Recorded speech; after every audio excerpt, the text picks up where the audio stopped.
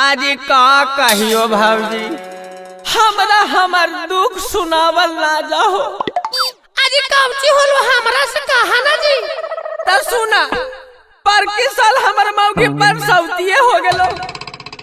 एक साल हमर मौगी के आउट गोइंग चालू हो गेलो भाऊजी। इनो साल हमर किस्मत में हो रहा लाग गेलो भाऊजी।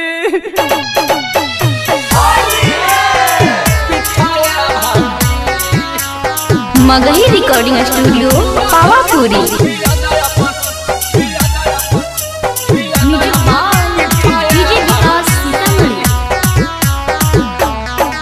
भले होली के मजा घिना घिनमा हमर मौगी के अइलै महीनमा।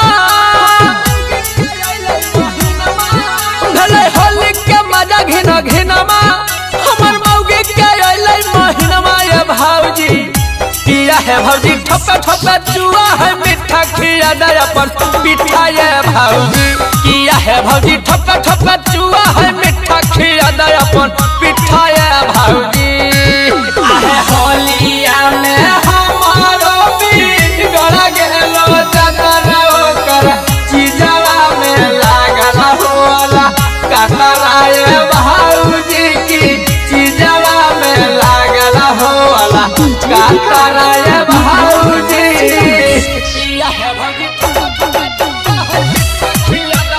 Magahi recording studio Pawapuri.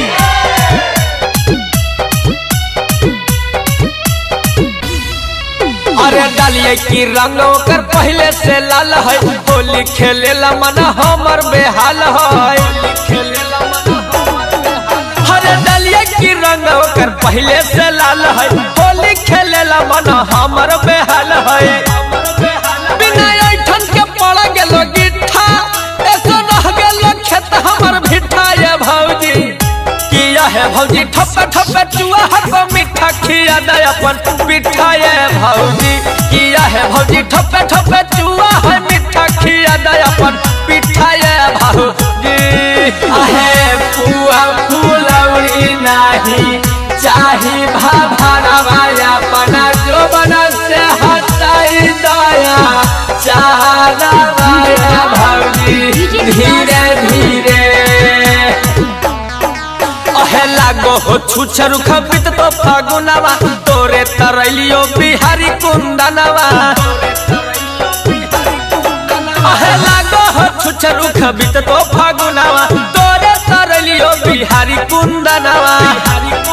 देवरा रोशन पुजारी के भिक्षा पूरा कर दे हो होली में इच्छा। ये भाऊजी किए भाऊजी ठप्पा ठप्पा चुआ है मीठा खिया दे अपन पिठा। ये भाऊजी किया है भाऊजी ठप्पे ठप्पे चुआ है मीठा खिया दे अपन पिठा। ये भाऊजी मगही रिकॉर्डिंग